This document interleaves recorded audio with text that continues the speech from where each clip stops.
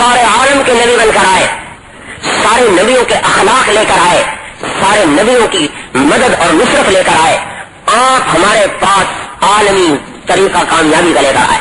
جب آپ پیدا ہوئے تو حضرت آمنہ فرماتی ہے میرے گھر کی چھت پھٹ گئی اور اس میں سے ایک بادل اترا، فغشیت ہو، بادل نے ڈھانک لیا میرے بچے کو، فغیبت ہو، اور اسے غائب کر دیا۔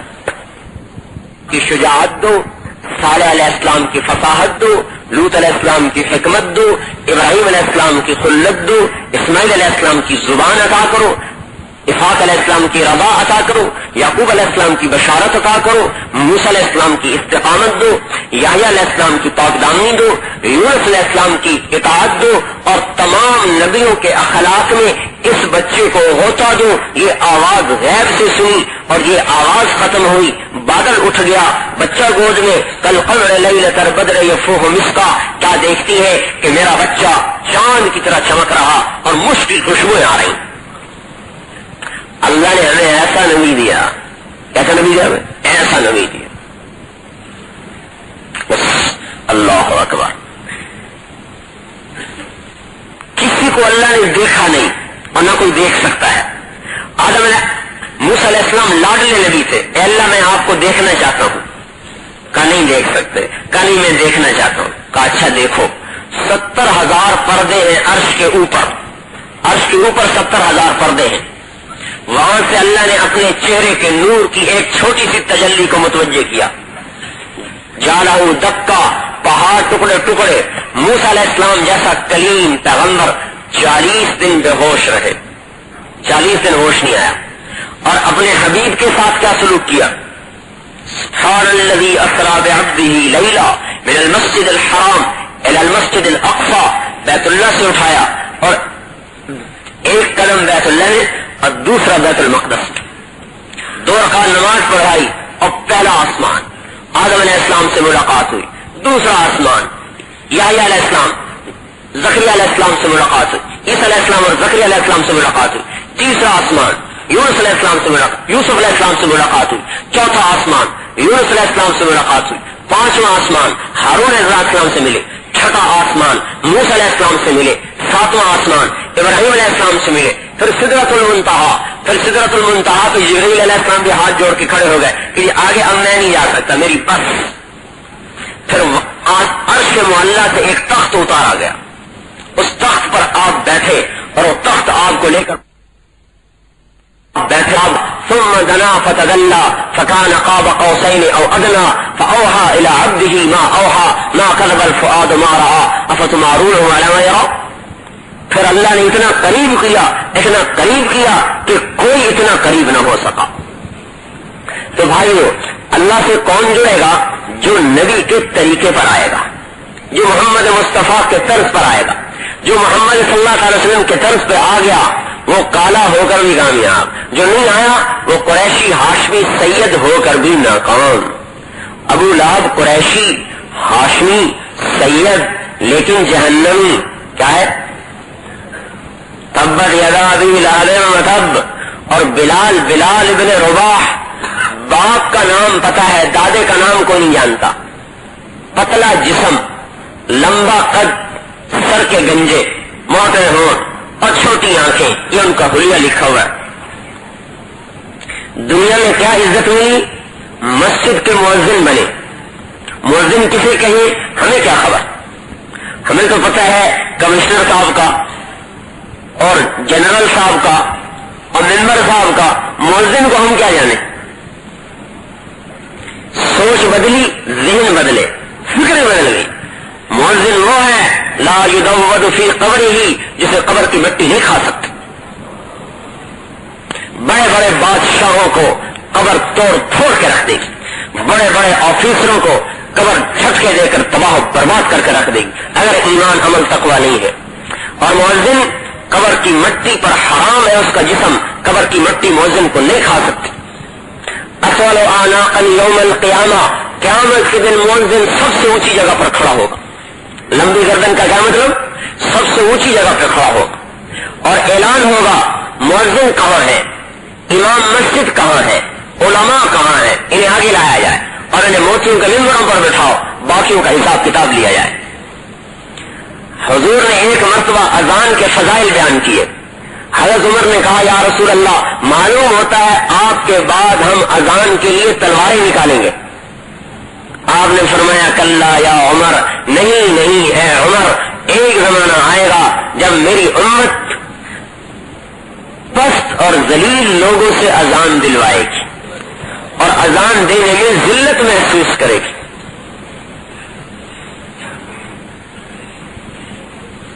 مؤذن کسے کہیں؟ اللہ اکبر. یہ تو اذان دینے والے کا رتبہ ہے. اصل میں سوچ بدلی، ترتیب بدلی. حافظ قرآن، اللہ اکبر.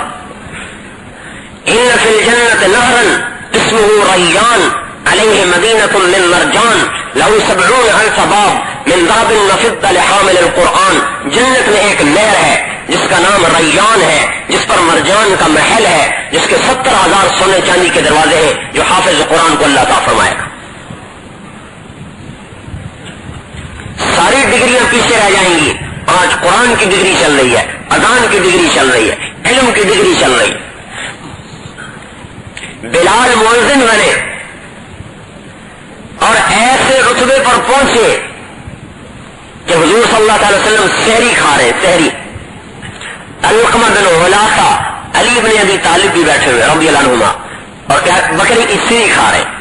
حضرت بلال آئے، یا رسول اللہ لقد اصبحت، صبح ہو گئی ہے، کھانا پینا بند کر دیجیے. اور یہ کہہ کر مسجد میں چلے گئے.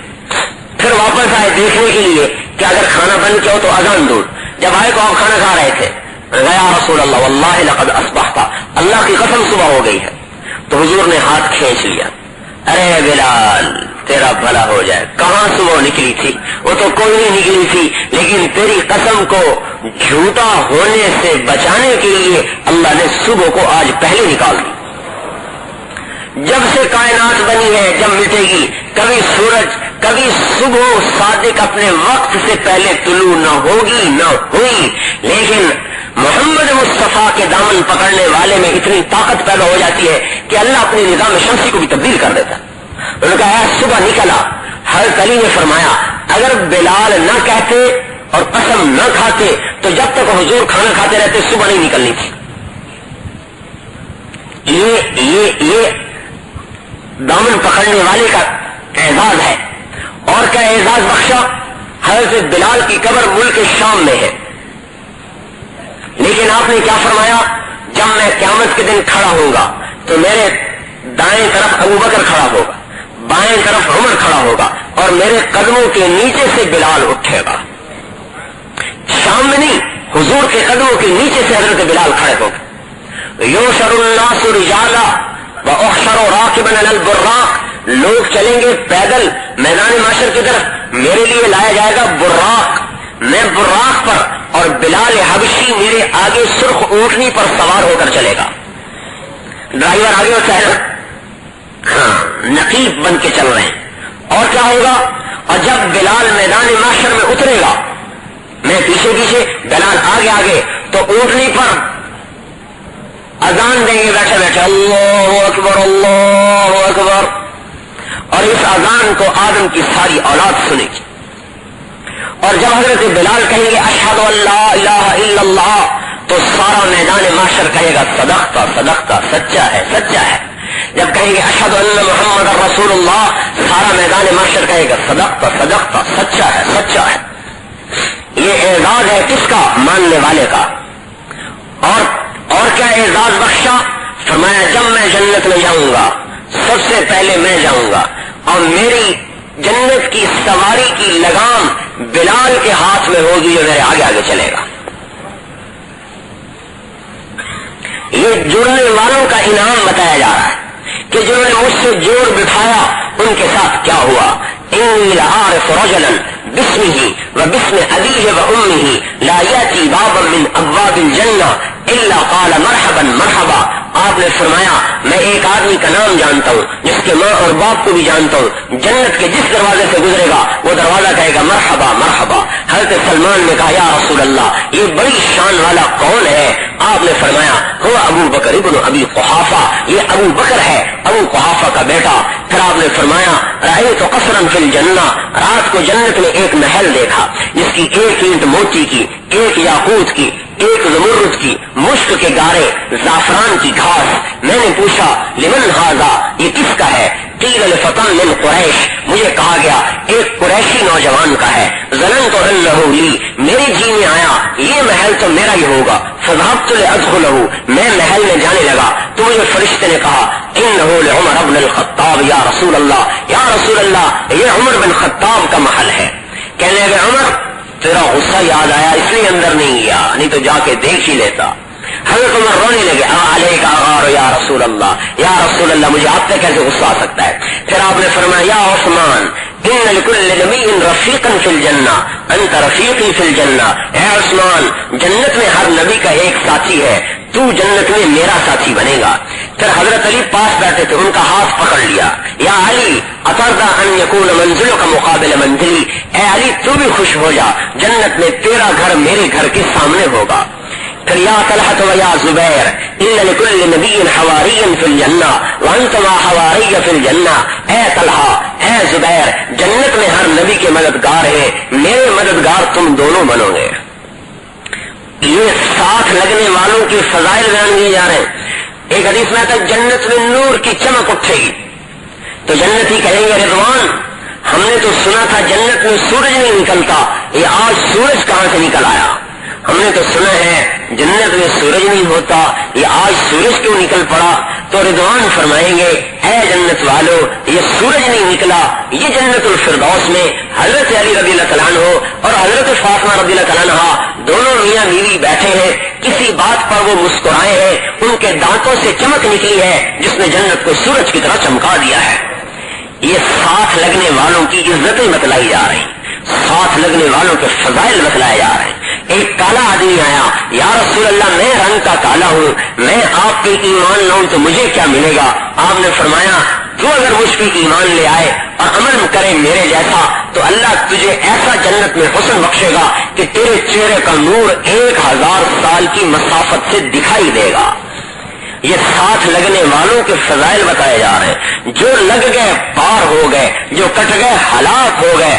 اللہ تک کوئی براہ راست نہیں پہنچ سکتا، اللہ تک پہنچنے کے لیے پل ہے، واسطہ ہے، راستہ ہے. محمد مصطفیٰ احمد مشتبہ سید الکونین صلی اللہ تعالی علیہ وسلم کی مبارک زندگی، آپ کی زندگی راستہ ہے اللہ پاک کی ذات عالی تک پہنچنے کا.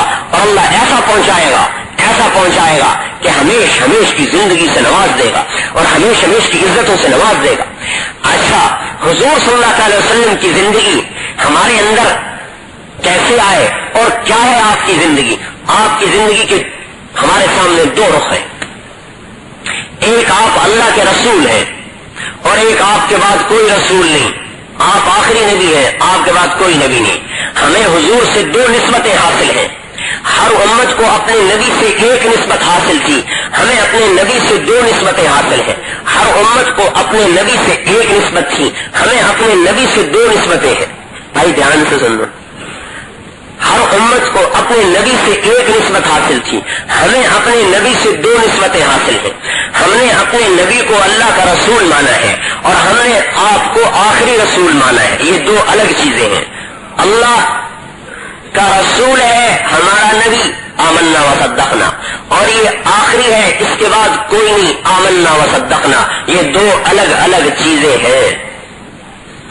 لا الہ الا اللہ محمد رسول اللہ، اس میں 2 نفی ہے، 2 اثبات ہے، 4 ٹکڑے ہیں. ہر ٹکڑے کا الگ الگ عقیدہ ہے اور الگ الگ مطالبہ ہے. لا الہ یہ نفی ہے، کوئی کچھ نہیں کر سکتا. عرش سے فرش تک، تحت الثرا سے عرش معلی تک کوئی کچھ نہیں کر سکتا، کوئی کام نہیں بناتا، کوئی کام نہیں بگاڑتا، کوئی عزت نہیں دیتا، کوئی حاجت روا نہیں، کوئی کام نہیں دے سکتا، کوئی زندگی نہیں دے سکتا، کوئی موت نہیں دے سکتا، کوئی عزت نہیں دے سکتا، کوئی ذلت نہیں دے سکتا. الا اللہ، اللہ ہی سب کچھ کرتا ہے، اللہ ہی سب کچھ دیتا ہے، اللہ ہی بناتا ہے، اللہ ہی بگاڑتا ہے. حضرت علی نے فرمایا من اعتمد علی مالہ فقد اللہ، جو مال پہ بھروسہ کریں گے ان کے مال اللہ کم کر دے گا، ان ان کی کبھی پوری نہیں پڑے گی. من اعتمد علی سلطانہ فقد ضل، جو اپنی سلطنت پر غرور کرے گا اللہ اس کے سلطنت میں رکھ کر اسے ذلیل کر دے گا. من اعتمد علی علمہ فقد ضل، جو اپنے علم پر بھروسہ کرے گا اللہ اسے گمراہ کر دے گا. گمراہ کر، میں سب کچھ جانتا ہوں، یہ گمراہ ہو کے رہے گا. اسے دنیا کی کوئی طاقت گمراہی سے نہیں بچا سکتی. میں سب کچھ جانتا ہوں. من اعتمد علی عقلہ فقد اختل، جو اپنی عقل پر بھروسہ کرے گا اللہ اس کی عقل کو خراب کر کے رہے گا، اس کی عقل ماری جائے گی. من اعتمد علی اللہ، من اعتمد علی اللہ فلا قل ولا ذل ولا ضل ولا اختل او کما قال، جو اللہ پر بھروسہ کرے گا ان کا مال کم نہیں پڑے گا، ان کی عقل ماری نہیں جائے گی، انہیں گمراہ نہیں ہونا پڑے گا، ان کو کبھی ذلیل نہیں ہونا پڑے گا، اللہ ان کے لیے کافی ہو جائے گا. تو ایک مطالبہ ہے لا الہ کا، کوئی کچھ نہیں کرتا لہذا ہم کسی کے نہیں ہیں، الا اللہ. دوسرا مطالبہ ہے الا اللہ کا، اے اللہ ہم تیرے ہیں، اے اللہ ہم تیرے ہیں. آگے ہے محمد الرسول اللہ، اس میں ایک جز تو ظاہر ہے، ایک جز چھپا ہوا ہے. لا الہ ظاہر ہے، الا اللہ بھی ظاہر ہے. محمد الرسول اللہ میں محمد الرسول اللہ، محمد اللہ کے رسول ہے، یہ جز ظاہر ہے، یہ اس بات ہے. اور آپ کے بعد کوئی نبی نہیں ہے، یہ نفی ہے، نفی، یہ اس کے اندر چھپی ہوئی ہے. آپ اللہ کے رسول، یہ اس بات اور ظاہر. آپ کے بعد کوئی نبی نہیں، یہ نفی ہے، نفی. لا الہ یہ نفی ہے، اس کا مطالبہ تھا. الا اللہ یہ اس بات ہے، اس کا مطالبہ تھا. محمد الرسول اللہ، محمد اللہ کے رسول ہے، اس کا کیا مطالبہ ہے؟ اللہ کے نبی کے طریقے پر آ جائے، سر سے لے کر پاؤں تک، گھر سے دفتر تک، بازار تک، کاروبار میں، تجارت میں، یہ محمد رسول اللہ کا تقاضا ہے. اور آپ کے بعد کوئی نبی نہیں، اس نفی کا کیا مطالبہ ہے؟ آپ کے پیغام کو اب دنیا میں پھیلانا ہمارا کام ہے. ان دو کاموں کو جو کرے گا وہ اللہ سے تعلق جوڑ سکتا ہے، ورنہ کامل تعلق کبھی نصیب نہیں ہو سکتا، نہ ہوگا. کامل جس نے لا الہ الا اللہ محمد رسول اللہ پڑھ لیا اس کو بھی تعلق کا ایک درجہ مل گیا ہے، چاہے وہ شرابی ہے، زانی ہے، جواری ہے، ڈاکو ہے، لیکن اسے اللہ کے تعلق کا ایک درجہ حاصل ہے. پھر توبہ کر لی، دوسرا تعلق پیدا ہو گیا. نماز شروع کر دی اور آگے بڑھ گیا، روزہ رکھا اور آگے بڑھ گیا، زکات دی اور آگے بڑھ گیا، حج کیا اور آگے بڑھ گیا. پھر لوگوں کے حقوق ادا کیے، اپنے کمائی کو حلال کیا، لوگوں کے حق ادا کیے، آپس میں لین دین کو ٹھیک کیا، اور اپنی کمائی میں، دفتر میں، کاروبار میں حرام سے بچا، اللہ کے حکم کو پورا کیا. یہ بھی ولایت کے ایک درجے پر پہنچ گیا. پھر اس کے دل میں اللہ کی محبت پیدا ہو گئی، یہ بھی ہدایت کے ایک درجے پہ پہنچ گیا. لیکن کامل درجہ اس سے ملے گا جو اس رسالت کے دونوں رخ اپنے اندر زندہ کرے گا. پہلا رخ رسالت کیا ہے کہ آپ اللہ کے نبی ہیں، لہذا مجھے اللہ کے نبی کی ماننی ہے چاہے میرا جی چاہے یا نہ چاہے. اور آپ کے بعد کوئی نبی نہیں، اس کا مطالبہ کیا ہے کہ مجھے آپ کے پیغام کو سارے عالم میں لے کر پھرنا ہے چاہے میرا گزارا ہو یا نہ ہو. یہ ہمارے ذمے ہے. ساری کائنات کو جہنم سے بچا کر جنت کے راستے پر ڈالنا یہ ہماری محنت ہے، یہ ہمارا کام ہے، یہ ہماری زندگی کا مقصد بنایا گیا ہے. اس کے بغیر اللہ پاک کا کامل تعلق ہم لے نہیں سکتے. کیا ہوا بھائی؟ آپ اللہ کے رسول ہیں لہذا مجھے آپ کی ماننی ہے، اور آپ کے بعد کوئی نبی نہیں لہذا آپ کے پیغام کو دنیا میں پھیلانا ہے. اگر ہم یوں کہیں کہ میرے بیوی بچے، میرا کاروبار، میں نہیں جا سکتا، میں نہیں نکل سکتا، تو اس کا مطلب یہ ہے ہم چاہتے ہیں کوئی اور نبی آئے اور آ کر لوگوں کو اللہ کا پیغام سنائے. نہیں، ہرگز نہیں، ہم ہی اللہ کے پیغام کو لے کر پھریں. تو میرے بھائیوں، ہمیں حضور سے دو رخ ملے ہیں، ایک رسالت کا، ایک ختم رسالت کا، ایک نبوت کا، ایک ختم نبوت کا. آپ نبی ہیں لہذا آپ کی مانیں گے. آپ آخری نبی ہیں، آپ کے بعد کوئی نبی نہیں لہذا آپ کے پیغام کو لے کر دنیا میں پھریں گے. ایک ایک آدمی کے درد اور غم کو اپنے سینے میں لے لینا کہ یہ بھی جہنم سے بچ جائے، یہ بھی جہنم سے بچ جائے، یہ ہمارا اللہ نے کام بنایا ہے. لوگوں کے دلوں میں اللہ کی محبت کو ڈال دینا یہ اللہ تعالیٰ نے ہمارا کام بنایا ہے. ارے بھائیوں، گندا کپڑا پھینک دیتا ہے، گندے برتن میں روٹی نہیں کھاتا، گندی پیالی میں چائے نہیں پیتا، گندی کرسی کو جھاڑ کے بیٹھتا ہے، گندے بستر کی چادر بدلتا ہے، اور یہ اس غلیظ دل کو لیے پھرتا ہے۔ ارے بھائیو، اس دل کو بھی تو دھوتے کہ اس میں اللہ اترتا، اور کامل اللہ کا تعلق کب ملے گا؟ جب ان دونوں پہلوؤں کو زندہ کریں گے، نبوت کے پہلو کو بھی، ختم نبوت کے پہلو کو بھی، پورے دین پر چلے اور پورے دین کو پھیلانے والے بنے، تب جا کر یہ دونوں پہلو مکمل ہوں گے اور اللہ کا کامل تعلق نصیب ہوگا۔ صحابہ رضی اللہ عنہ ہے، انہیں مکہ چھوڑنے کی ضرورت کوئی نہیں، مدینہ چھوڑنے کی ضرورت کوئی نہیں، وہ رضی اللہ عنہ ہے۔ اور بدر والے تو اتنے اونچے ہیں کہ حضور نے فرمایا لعل اللہ اطلع علی اہل بدر فقال لهم اعملوا ما شئتم فانی قد غفرت لكم، اے بدر والو جو مرضی کرو تمہاری میں نے بخشش کر دی ہے۔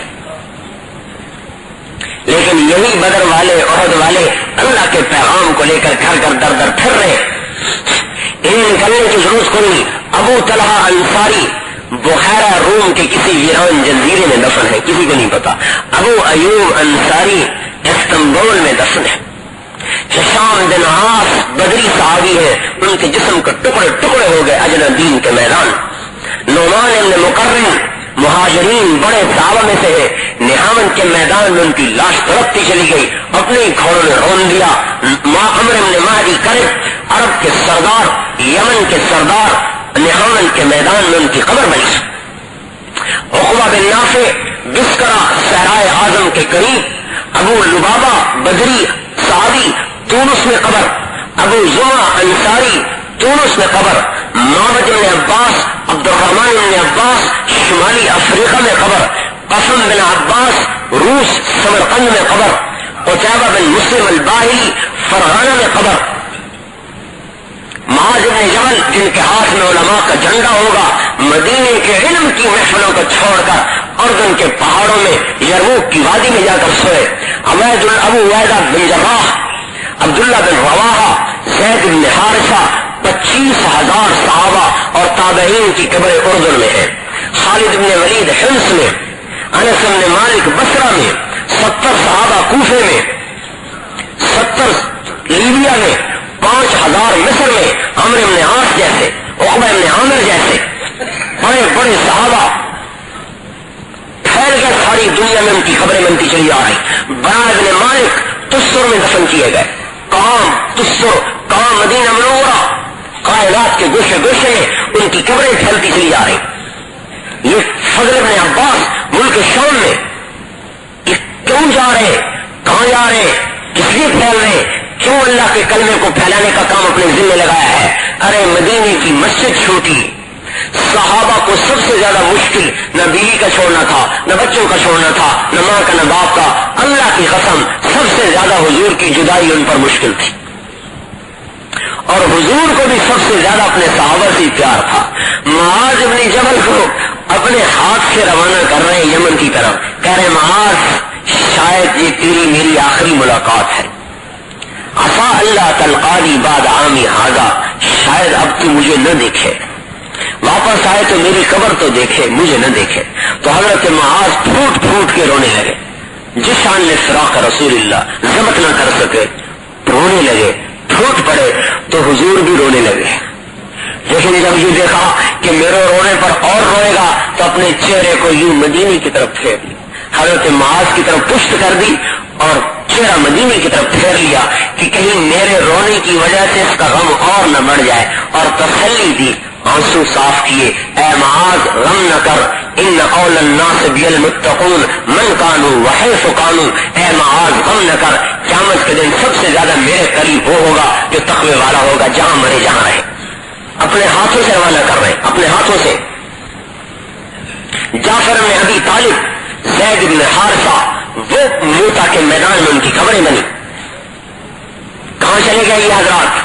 جعفر بن ابی طالب جب شہید ہوئے تو حضور مسجد نبوی میں بیٹھے سارا منظر دیکھ رہے تھے، 3000 میل کے فاصلے پر حضور مسجد نبوی میں بیٹھے دیکھ رہے کہ میرے صحابہ کے ساتھ کیا ہو رہا ہے اور کیسے کٹ رہے ہیں۔ آپ کہہ رہے ہیں عبداللہ، زید نے جھنڈا پکڑا، قتل ہوا، وہ گیا جنت میں۔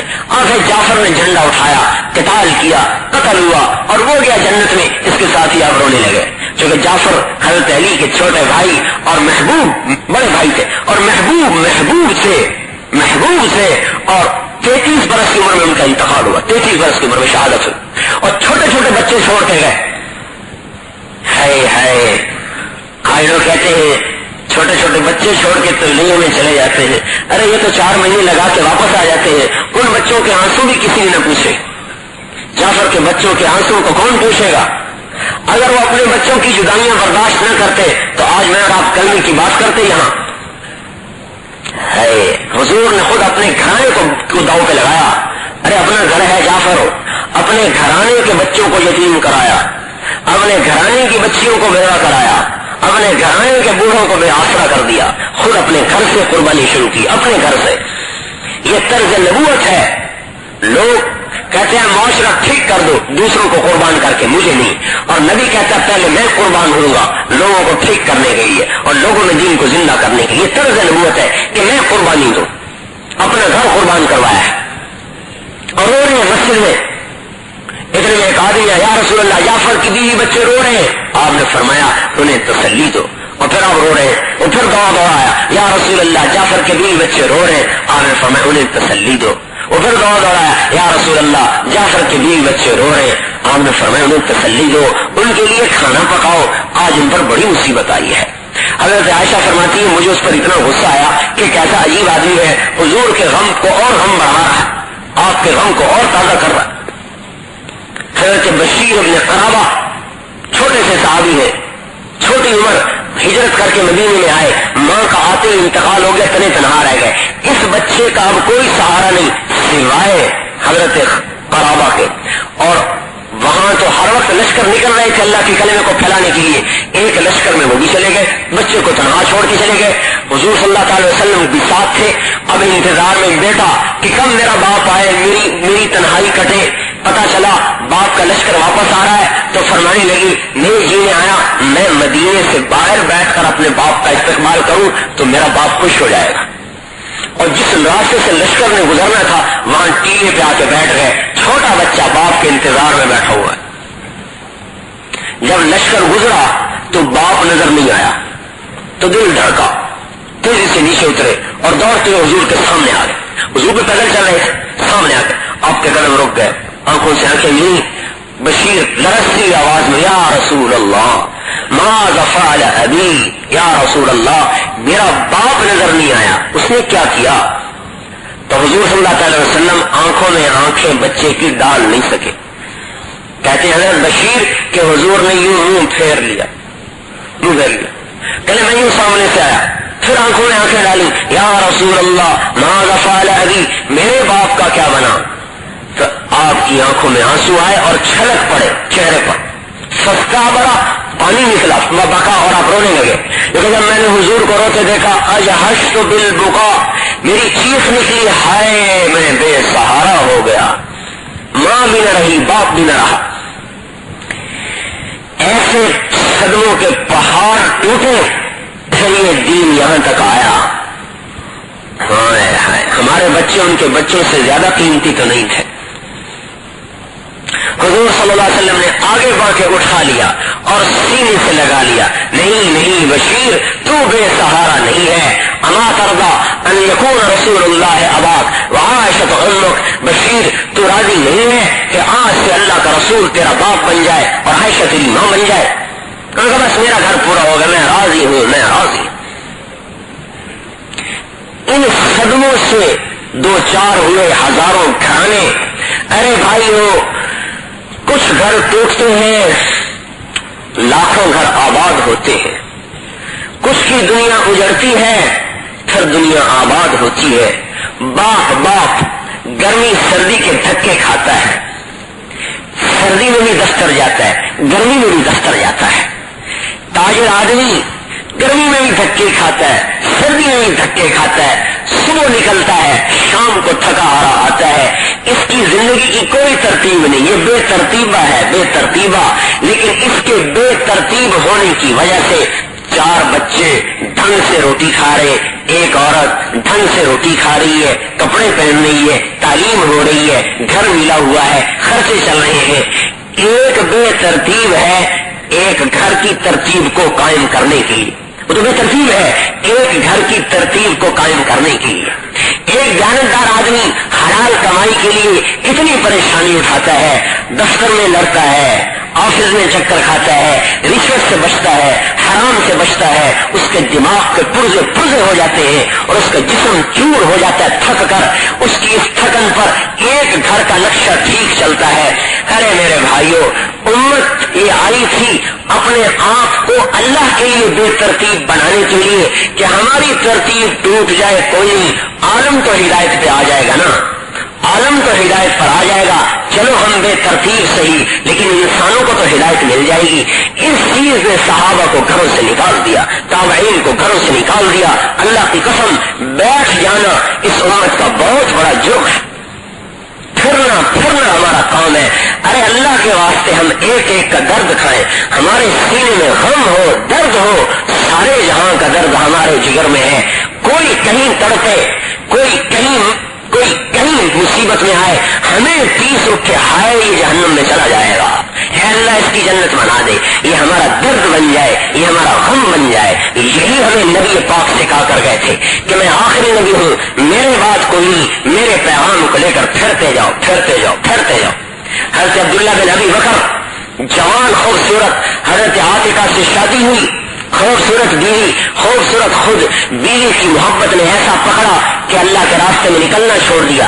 ابو بکر صدیق نے سمجھایا بیٹا بیوی کی محبت میں ایسا نہ لگ کہ کام چھوڑ دے۔ بتائیے آپ بیوی کی محبت میں آپ دکان پہ جانا چھوڑ دیں، کاروبار پہ جانا چھوڑ دیں تو ماں باپ بھی ڈانٹیں گے، بیوی بھی کہے گی جا دکان پہ، جائے گا نہیں تو روٹی کہاں سے کھلائے گا، مجھے ساری محبت ضرورت کی ہے، ہاں یہ سارے میں قربان میں بھائی ایک ضرورت پوری نہ کرو انشاءاللہ۔ دیکھو کیسے پھر لاٹھم لاٹھی ہوتی ہے بیوی۔ ارے وہاں کام کیا تھا؟ کمائی کام نہیں تھا، کلمے کو لے کے نکلنا کام تھا۔ انہوں نے کہا ارے عبداللہ میرا بیٹا ہو کے یہ کیا کرتا ہے؟ جب نہیں سمجھ میں آیا تو کہا اچھا اس کو طلاق دے۔ گھر بیٹے کا اجاڑ دیا۔ ہر باپ کے کہنے سے طلاق دینا جائز نہیں ہے، ہر باپ کے کہنے سے طلاق دینا جائز نہیں ہے۔ ابو بکر جیسا باپ ہو اس کے کہنے پر طلاق دینی پڑے گی۔ اپنے بیٹے کا خود گھر اجاڑ دیا کہ تو اگر دنیا میں دین کے کام کو کرنے والا نہیں ہے تو مجھے ایسی بہو نہیں چاہیے جو میرے بیٹے کی آخرت کو خراب کر۔ اب حضرت عبداللہ کو ہوئی ندامت، طلاق تو دینی پڑی لیکن ٹھیک ہو گئے، نکلنا بھی شروع کر دیا اور اندر ہی اندر غم اور صدمہ بھی لگا ہوا۔ ایک دن شعر پڑھ رہے تھے، آتک لا انسا کی ما ذر شارق ومعناہ قمر الحمام المطوقہ آتق قلبی کل یوم ولیلت الیک بما تخفی النفوس معلقہ۔ اے آتقہ جب تک سورج چمکتا رہے گا تیری محبت بھی میرے دل میں چمکتی رہے گی۔ ہر جب ابو بکر نے سنا تو ترس آیا، میں نے کہا اچھا دوبارہ رجوع کر لو۔ رجوع کر لیا، شادی دوبارہ کر لی، اللہ کی شان۔ لیکن پھر گھر میں نہیں جان نکلی، طائف کی وادی میں سینے پہ تیر کھایا، 30 برس کی عمر تھی، زخمی حالت میں مدینے لائے گئے، زخمی حالت میں لائے گئے۔ جوان خوبصورت خامن کی لاش جوان بیوی سامنے کھڑی ہوئی، گھر لٹ رہا ہے اور اسی حال میں سینے کے اندر تیر لگا ہوا ہے، اسی حال میں جان نکلی۔ بے ساختہ حضرت عاتقہ کی زبان سے نکلا علیک لا تنفک عینی حزینۃ علیک ولا ینفک جلدی اغبرا۔ میں نے قسم کھاتی ہوں کہ آج کے بعد میرا جسم کبھی نرم کپڑا نہیں پہنے گا اور میرے جسم پر کبھی خوشبو نہیں آئے گی۔ للہ عینا من عافۃ مثلہ اقرب احما فی الحیاء واصبرا۔ تو کیا مبارک جوان تھا جو اللہ کے کلمے کو لے کر دشمنوں میں کود پڑتا تھا۔ مگر دہر حین غنت حمامۃ ایکتا وما ترد اللیل الصباح المنورا۔ جب تک پرندے درختوں کے چہچہاتے رہیں گے اور جب تک سورج چاند چمکتا رہے گا تیری محبت مجھے تڑپاتی رہے گی۔ ایسے گھر لٹے، پھر یہ کلمہ عالم میں پھیلا ہے۔ ارے میرے بھائیوں توبہ کریں ہم، توبہ کہ ہم نے دنیا میں دین پھیلانا اپنا کام نہیں سمجھا۔ ایک ایک کا درد حضور نے کھایا، ایک ایک کا غم حضور نے کھایا۔ اللہ اکبر. جبلہ بن احم مرتد ہو گیا تھا اور چلا گیا تھا استنبول میں. حضرت عمر نے قاصد بھیجا استنبول، کہا وہاں جبلہ ہے، اس سے ملنا، اسلام کی دعوت دینا. یہ قاصد گیا تو کیسر سے ملنے، وہاں جبلہ کو اسلام کی دعوت دی. جبلہ کہنے لگا اگر عمر خلافت مجھے دے دے اور بیٹی میرے نکاح میں دے دے تو میں دوبارہ مسلمان ہوتا ہوں. ان کا بیٹی کا میں وعدہ کرتا ہوں، خلافت مشورے کی چیز ہے، اس میں طے نہیں کر سکتا. ان کا اچھا مجھے بتانا. اب استنبول سے واپس آئے مدینہ، کتنا سفر ہے بھائی، کتنے ہزار کلومیٹر، کوئی گاڑیاں، کوئی ریل، کوئی سڑک، کچھ نہیں، اونٹ کا سفر. حضرت عمر سے آ کر کہا کہ وہ یوں کہہ رہا تھا، کہنے کہہ رہے اللہ کے بندے تو خلافت کا بھی وعدہ کر لیتا، ایک آدمی جہنم سے بچ جاتا، مجھے اس سے زیادہ عزیز تھا کہ تو نے اس کو خلاف جا، ابھی واپس جا. اللہ اللہ اللہ کہا ابھی واپس جا اور اسے کہو تو کلمہ پڑھ لے، میں خلافت بھی تجھے دے دوں گا. ایک آدمی کی خاطر عمر وہ ہے جس کو حضور نے فرمایا میرے بعد کوئی نبی ہوتا تو عمر ہوتا، اور عمر وہ ہے جس کے اسلام لانے پر جبریل علیہ السلام اترا ہے، یا رسول اللہ آپ کو عمر کی اسلام کی خوشی ہو رہی ہے؟ فرمایا ہاں ہو رہی ہے. کہا آج آسمان والے بھی اسلام کے عمر پر خوش ہو رہے ہیں. اگر جبلہ کلمہ نہ پڑتا تو عمر میں کیا کمی آتی، اس کی بڑائی میں کیا کمی آ سکتی تھی؟ نہیں، انہوں نے نبی سے سیکھا تھا یہ درد و غم کا. جاؤ جبلہ سے کہو تو کلمہ پڑھ لے، خلافت تیری ہے. پھر جب ہزاروں کلومیٹر چلتے جب شہر میں داخل ہوئے، تقدیر غالب آ گئی. دیکھا تو ایک جنازہ آ رہا ہے. انہوں نے کہا یہ کس کا جنازہ ہے؟ انہوں نے عرب کے سردار جبلہ بن احم کا جنازہ ہے. بد وقت چلا گیا. لیکن عمر نے اپنی محنت میں کمی نہیں کی. کیوں؟ کہ انہوں نے حضور کی زندگی کو دیکھا تھا. کیا دیکھا تھا؟ ایک قصہ آپ کو سنا تھا. ویسی کو جانتے ہیں آپ، صحابی ہے، رضی اللہ عنہ ہے، حضرت حمزہ کے قاتل ہے. حضرت حمزہ کو حضور سے سب سے زیادہ محبت تھی، چچا بھی، دوست بھی اور بھائی بھی، رضائی بھائی تھے. آپ کے اسلام لانے پر اسلام والوں کو طاقت مل گئی تھی. اوج کی لڑائی میں وحشی نے حضرت حمزہ کو قتل کیا. جب لڑائی ختم ہوئی آپ نے فرمایا حمزہ کہاں ہے؟ نظر نہیں آ رہے. ایک صحابی نے کہا وہ کیکر کے نیچے لڑ رہے تھے، میں دیکھ رہا تھا، دونوں ہاتھوں میں تلوار تھی. کہا وہاں جا کے پتہ کرو. وہاں جا کے دیکھا تو حال ہی عجب تھا. حضور کو اطلاع کری کہ آپ خود تشریف لائیں. جب آ کے دیکھا تو کیا دیکھا کہ پیارا محبوب چچا ناک کٹا پڑا ہے، کان کٹے ہوئے ہیں، سینہ چیرا ہوا ہے، کلیجا نکلا ہوا ہے اور دانتوں سے چبایا ہوا ہے، آنٹیں نکلی پڑی ہیں. ارے میرے بھائیوں، 23 سال میں حضور کبھی پھوٹ کے نہیں روئے کہ آپ کے رونے کی آواز آئے اور دور تک سنائی دے. لیکن اللہ اللہ، طائف میں اتنے پتھر پڑے کہ بے ہوش ہو کے گرے، آنسو نہیں نکلے. اور چچا کی لاش کو دیکھا تو اتنا روئے کہ دور کھڑے صحابہ آپ کے رونے کی آواز کو سن کر متوجہ ہو گئے. کیا ہو گیا؟ دوڑے صحابہ آ رہے، حضرت علی پھوٹ کے رو رہے، حضور رو رہے اور سب صحابہ رو رہے. اتنے میں جبریل علیہ السلام آ گئے. یا رسول اللہ تعالیٰ کہہ رہے ہیں آپ غم نہ کریں، ہم نے حمزہ کو اپنے عرش پر لکھا ہے، حمزہ تو اسد اللہ و اسد رسول ہی، کہ حمزہ اللہ رسول کا شیر ہے، شیر. تو کتنا غم اٹھایا. وہاں اعلان کیا جو وحشی کو پائے قتل کر دے، یہ اعلان کیا جو وحشی کو پائے اسے قتل کر دے. وحشی مکہ فتح ہوا تو بھاگ کے طائف چلا گیا. مدینے اور طائف میں کتنے 100 کلومیٹر کا فاصلہ ہے، 800-900 کلومیٹر یا 500-600 کلومیٹر کا فاصلہ ہے. قربان جائیں ایسا نبی کسی کو نہیں ملا. جب مدینے واپس آ گئے تو ایک آدمی اسپیشل وحشی کے پاس بھیجا کہ جاؤ وحشی سے کہو تو بھی کلمہ پڑھ لے، جنتی بن جائے گا. آپ کے یہاں تو ڈز کرنا بہت آسان ہے، ذرا کسی نے گاڑی کی ڈز تراشن کو مار رہے، جیسے مکھی مارنا یہاں مشکل ہے اور بندہ مارنا آسان بناؤ. اللہ اکبر، نماز بھی پڑھ رہے ہیں، حج بھی کر رہے ہیں، زکات بھی دے رہے ہیں اور بندے کو بھی جمع کر رہے ہیں. جنت میں نہیں آ سکتا. سب سے پہلے قیامت کے دن قتل کی کچہری لگی تھی، سب سے پہلے اور مقتول اپنی گردن کو ہاتھ میں لے کر آئے گا کہ اے اللہ اس سے پوچھ اس نے مجھے کیوں قتل کیا. سب سے پہلے قتل کی کچہری لگی تھی محشر کے میدان. جیسے ہم مکھی مارنا، انسان مارنا کیا ہوا؟ جیسے مکھی کو مار دیا، سب سے پہلے قتل کی کچہری لگی اور سارے اعمال کے ہوتے ہوئے سب سے دردناک عذاب میں مبتلا کر دیا جائے.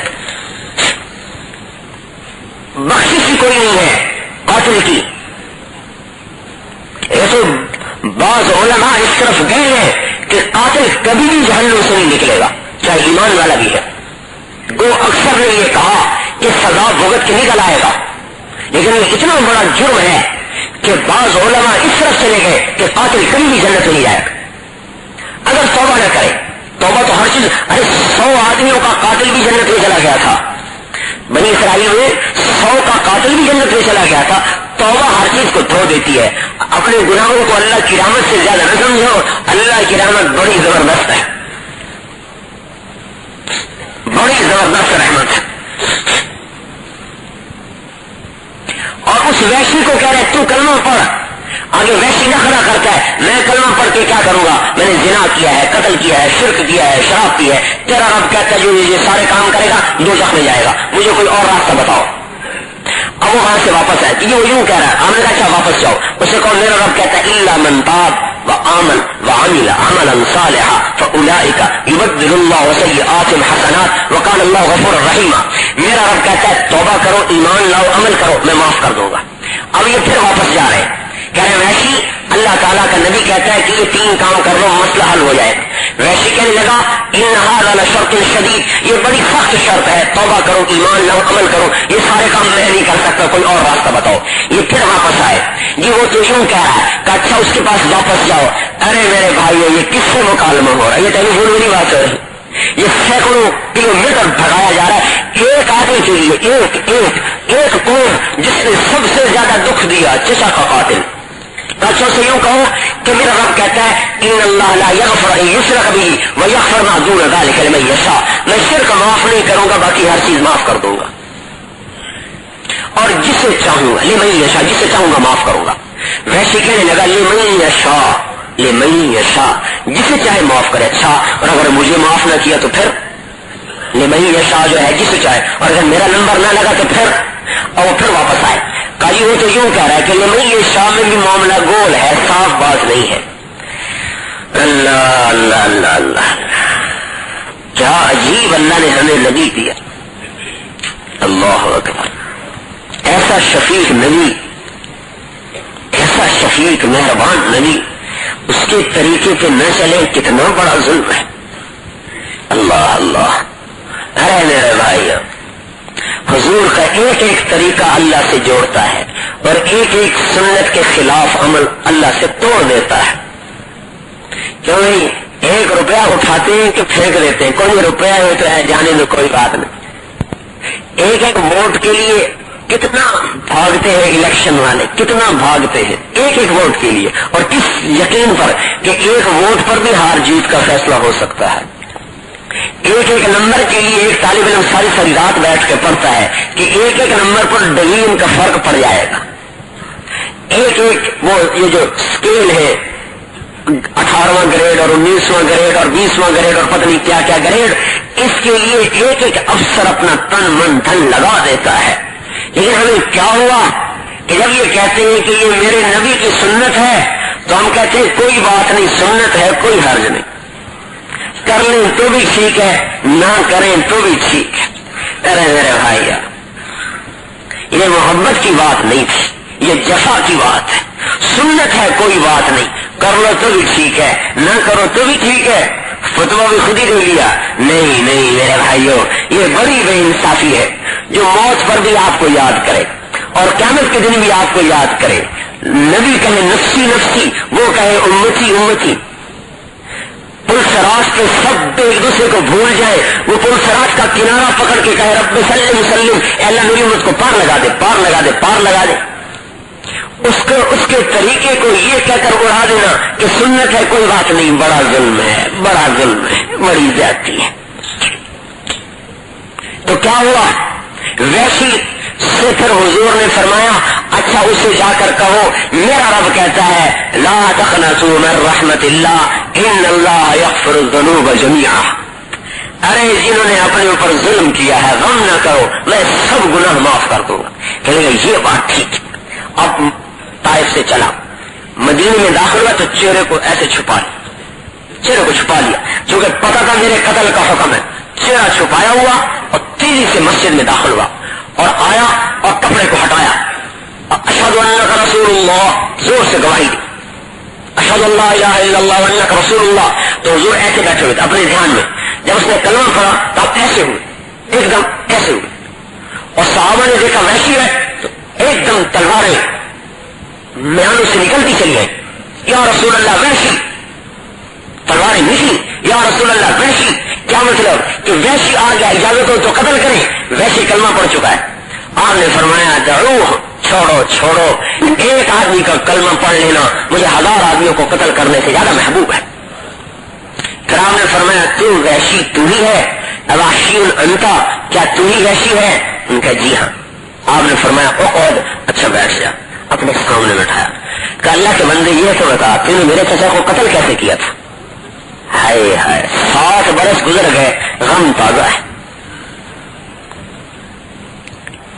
70 مرتبہ حضرت حمزہ کا جنازہ پڑا تھا، 70 مرتبہ. اور جب آپ مدینے میں داخل ہوئے نا تو 70-69 آدمی شہید ہوئے تھے، انصار میں سے اکثر تھے. تو انصاری گھروں میں عورتیں بیٹھی رو رہی تھیں. اور بنی ہاشم نے ابھی ہجرت نہیں کی تھی. بنو ہاشم میں سے صرف 2 آدمیوں نے ہجرت کی تھی، ایک حضرت علی نے، ایک حضرت حمزہ نے. باقی تو سارے مرد عورت مکے میں تھے. تو حمزہ کو رونے والا کوئی نہیں تھا، اور ابھی زور زور سے رونا حرام نہیں ہوا تھا. جب آپ مدینے میں داخل ہوئے اور چاروں طرف سے رونے کی آواز سنی تو آپ پھر رونے لگے. کہنے لگے ہائے اما حمزہ تو فلا بوا کی اللہ، ہائے آج سب کے رونے والے ہیں، میرے چچا کا تو رونے والا بھی کوئی نہیں. جب حضرت سعد کو پتا چلا تو انہوں نے مدینے کی عورتوں کو اکٹھا کیا، کہا جاؤ نبی کے در پر بیٹھو اور اس کے لیے روو، نبی کے چچا کے لیے روو. جب عورتیں آ کے رونے لگی تو آپ نے باہر نکل کے فرمایا کیا بات ہے؟ کہا جی آپ کے چچا پہ رونے آئی ہے. کہا اللہ تمہارا بھلا کرے، واپس چلی جاؤ، ضرورت نہیں ہے. ایسا دکھ درد پایا اس کی شہادت پر. اب اس کو اپنے سامنے بٹھا کر آنکھوں میں آنکھیں ڈال کر کہہ رہے اچھا ویسی یہ تو بتا تو نے میرے چچا کو قتل کیسے کیا تھا؟